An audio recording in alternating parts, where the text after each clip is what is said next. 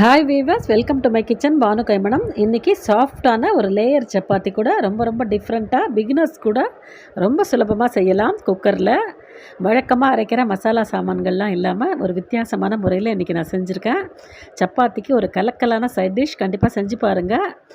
இதுக்கு தேவையான காய்கறிகள் ஒரு 2 கேரட்டு, ஒரு கைப்பிடி பீன்ஸ், ஒரு வெங்காயம், ஒரு தக்காளி, ஒரு சின்ன காலிஃப்ளவர் ஹாட் வாட்டரில் போட்டு வாஷ் பண்ணி கலக்கலையாக எடுத்து வச்சுருக்கேன். ஒரு மசாலா பேஸ்ட் ஒன்று ரெடி பண்ணிக்கோங்க. 2 பச்சை மிளகா, 1 டீஸ்பூன் சோம்பு, ஒரு சின்ன சைஸ் வெங்காயம் பச்சையாக வச்சுருக்கேன், ஒரு 3 பல் பூண்டுங்க, ஒரு சின்ன துண்டு இஞ்சி. இப்போ தான் என்னோடய சேனலில் ஃபஸ்ட் டைம் பார்க்குறீங்கன்னா பானு கைமணம் குக்கிங் சேனலுக்கு லைக் போடுங்க, வீடியோவை ஷேர் பண்ணுங்கள், மறக்காமல் சேனலுக்கு சப்ஸ்கிரைப் பண்ணிக்கோங்க. இந்த ஒயிட் குருமாவை குக்கர்லேயே ரொம்ப சுலபமாக தாளிக்கலாம். இப்போ தான் புதுசாக சமையல் பழகிற பிகினர்ஸ் கூட ரொம்ப சுலபமாக பண்ணலாம். கண்டிப்பாக நான் சொல்கிற மாதிரி இதே மாதிரி செஞ்சு பாருங்கள். ஒரு 3 ஸ்பூன் நான் வந்து சன்ஃப்ளவர் ஆயில் குக்கரில் விட்டுருக்கேன். ஒரு பிரிஞ்சி இலை, ஒரு சின்ன துண்டு பட்டை, ஒரு மராட்டி முக்கு, ஒரு 3 கிராம்பு. உங்களுக்கு ஏலக்காய் பிடிக்கும் அப்படின்னா ஒரு ஏலக்காய் இந்த இடத்துல ஆட் பண்ணிக்கோங்க. இந்த எண்ணெயில் இந்த மசாலா சாமான்கள் நல்லா பொரிஞ்சு வரட்டும். ஒரு மீடியம் சைஸ் வெங்காயம் நீள வாக்கில் அரிஞ்சு வச்சுருக்கேன், அதையும் சேர்த்து வதக்கிக்கிறேன். வெங்காயம் ரொம்ப வதங்கக்கூடாது, ஒரு கண்ணாடி பதம் வதக்கினீங்கன்னா போதும். இப்போ நீங்கள் பார்த்த அந்த இஞ்சி, பூண்டு, வெங்காயம், சோம்பு, அந்த பேஸ்ட்டு, பச்சை மிளகா கரகரன்னு அரைச்சி வச்சுருக்கேன். அதையும் அந்த வெங்காயத்து கூட சேர்த்து பச்சை வாசனை போகணும். ஒரு 5லேருந்து ஒரு 10 நிமிஷம் கிட்ட லோ ஃப்ளேமில் நல்லா குக் பண்ணிக்கோங்க.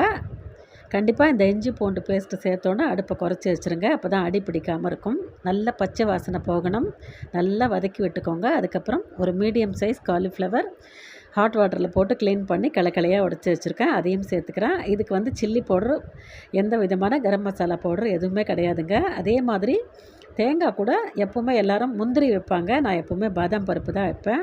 கண்டிப்பாக நீங்களும் இதே மாதிரி செஞ்சு பாருங்களேன், ரொம்ப டேஸ்ட்டாக இருக்கும். இப்போ நான் சொன்ன காய்கறிகள் கேரட்டு, பீன்ஸு எல்லாத்தையும் சேர்த்துட்டேன். ஃப்ரெஷ் பட்டாணி இருந்தால் கூட நீங்கள் சேர்த்துக்கலாம். உருளைக்கிழங்கு பிடிக்கும் அப்படின்னா இந்த இடத்துல நீங்கள் ஆட் பண்ணிக்கோங்க. இப்போ இந்த காய்கறி முழுகிற அளவுக்கு தண்ணி விட்டு குக்கரில் நம்ம ஒரு 3 விசில் கிட்ட வச்சு குக் பண்ணி எடுத்துக்கலாம். உங்கள் குக்கர் வந்து விசில் பார்த்து நீங்கள் ப்ரெஷர் வச்சு எடுத்துக்கோங்க. நல்ல ப்ரெஷர் இருக்கிற குக்கர் அப்படின்னா 2 விசில் கூட போதும். நான் ஒரு 3 விசில் கிட்ட குக் பண்ணிக்கிறேன். இந்த காய்கறி நல்லா வெந்து வரட்டும். அதுக்குள்ளே நம்ம இந்த ஒயிட் குருமாவுக்கு தேவையான ஒரு மசாலா சாமான் அரைச்சிட்டு வந்துடலாம். தேங்காய் விழுது, ஒரு 10 எண்ணிக்கையில் பாதாம் சேர்க்குறேன். கண்டிப்பாக எல்லோரும் முந்திரி பருப்பு சேர்ப்பாங்க. முந்திரி கூட அவ்வளவு நல்லது இல்லைங்க உடம்புக்கு, கொலஸ்ட்ரால். பாதாம் பருப்பு ரொம்ப நல்லது. கண்டிப்பாக பாதாம் பருப்பு சேர்த்து நீங்கள் செஞ்சு பாருங்கள். வெறும் தேங்காய், பாதாம் பருப்பு, இதில் கசகசாவோ பொட்டுக்கடலையோ நான் எதுவுமே வைக்கல.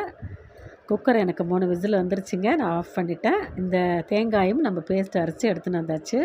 முதல்ல தேங்காயும் பாதாம் பருப்பும் சேர்த்து கரகரன்னு துருவிக்குங்க. அதுக்கப்புறம் தண்ணி விட்டு நல்லா பேஸ்ட்டாக ரெடி பண்ணிக்கோங்க. காய்கறி சூப்பராக வெந்திருக்கு. இது அப்படியே ஒரு கடாய்க்கு நம்ம மாற்றிக்கலாம். ஒரு இண்டாலியம் கடாய்க்கு இப்போ இந்த வெந்த காய்கறிகளை நான் மாற்றிக்கிறேன்.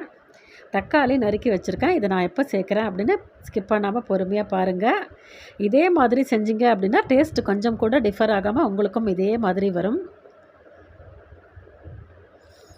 இப்போ இந்த காய்கறிகளை நான் கடாய்க்கு மாற்றிக்கிட்டேன். இப்போ அரைச்ச பேஸ்ட்டு சேர்த்தாச்சு. எப்போவுமே தேங்காய் விழுது சேர்த்ததுக்கப்புறம் அடுப்பை குறைச்சி வச்சுருங்க. ஒரு 10 நிமிஷம் கிட்ட அப்படியே லோ ஃப்ளேமில் கொதிக்கட்டும். நல்ல ஃப்ரெஷ்ஷான கொத்தமல்லியும் நம்ம ஆட் பண்ண போகிறோம் கடைசியில். ஒரு தக்காளி பச்சையாக பொடியாக கட் பண்ணி ஆட் பண்ணிக்கோங்க. ரொம்ப பியூட்டிஃபுல்லாக இருக்கும் கலர். தக்காளி ரொம்ப வேக வேண்டாம். இந்த 10 நிமிஷம் இந்த தக்காளி குக் பண்ணால் போதும், ரொம்ப சூப்பராக இருக்கும். ஒரு வித்தியாசமான டேஸ்ட்டில் இருக்கும். இந்த ஸ்டார் ஹோட்டல்லாம் பார்த்திங்கன்னா ஒயிட் குருமா ரொம்ப க்ரீமியாக ரிச்சாக இருக்கும். அதுக்கு அவங்க அந்த ஒயிட் குருமாவில் க்ரீம்லாம் ஆட் பண்ணுவாங்க, ஃப்ரெஷ் க்ரீம்லாம் ஆட் பண்ணுவாங்க. நம்ம வந்து இந்த பாதாம் பருப்பு தேங்காய் சேர்த்து அரைச்சி விடும்போது உங்களுக்கும் அதே மாதிரி க்ரீமியாக இருக்கும். அதே மாதிரி ஃப்ரெஷ் க்ரீம் சேர்த்தா எவ்வளோ டேஸ்ட் இருக்குமோ அந்த மாதிரி இருக்கும். நான் வந்து ஒரு சிட்டிகை சர்க்கரை ஆட் பண்ணிக்கிட்டேன். இது ஆப்ஷனல் தான், உங்களுக்கு பிடிக்கும்னா சேர்த்துக்குங்க. ஒரு லேசான ஒரு இனிப்பு சுவையோடு ரொம்ப சூப்பராக இருக்கும் குருமாக்கு. ஃப்ரெஷ்ஷான கொத்தமல்லி இலைகளை இப்போ மேலே போட்டுக்கோங்க. அவ்வளவுதான். ஒரு 10 நிமிஷம் கொதிக்க வச்சு எடுத்தீங்க அப்படின்னா ரொம்ப ரிச் அண்ட் க்ரீமியான ஒரு ஒயிட் குருமா ரொம்ப கலக்கலாக ஒரு லேயர் சப்பாத்தி கூட இப்போ நம்ம சர்வ் பண்ண போகிறோம். ஆல்ரெடி நம்ம சேனலில் பானு கைமணம் சேனல் ஹோம் பேஜில் லேயர் சப்பாத்தி எப்படி இடுறது அப்படின்னு நான் வந்து செஞ்சு காமிச்சிருக்கேன். நீங்கள் வந்து நம்ம ஹோம் பேஜில் போய் நீங்கள் சர்ச் பண்ணிங்கன்னா உங்களுக்கு கிடைக்கும். இந்த மாதிரி 4ஆக ஸ்கொயராக நீங்கள் மடித்து இட்டிங்கன்னா லேயர் லேயராக பரோட்டா மாதிரி கிடைக்கும். அப்படி பிச்சு பார்த்தீங்கன்னா அவ்வளோ சாஃப்டாக இருக்கும், நல்லா உப்பி வரும், உங்களுக்கு லேயர் லேயராக இருக்கும், சாப்பிடும்போது ரொம்ப டேஸ்ட்டாக இருக்கும். கண்டிப்பாக இதே மாதிரி இந்த லேயர் சப்பாத்தியும் இந்த ரிச் அண்ட் க்ரீமியான இந்த ஒயிட் குருமாவை நீங்களும் செஞ்சு பாருங்கள். உங்கள் ஃபீட்பேக்கை எனக்கு மறக்காமல் கமெண்ட் செக்ஷனில் சொல்லுங்கள்.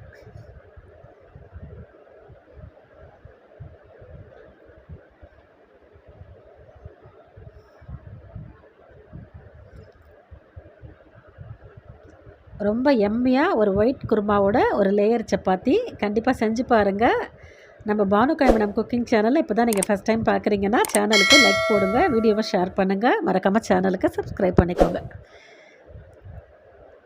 வேறு ஒரு இன்ட்ரெஸ்டிங்கான ரெசிபியோடு நான் உங்களை மீட் பண்ணுறேன். இப்போ நான் வந்து சுட சுட சப்பாத்தி சாப்பிட போகிறேன், நீங்களும் செஞ்சு சாப்பிடுங்க. ஓகே வீவர்ஸ், தேங்க்ஸ் ஃபார் வாட்சிங்.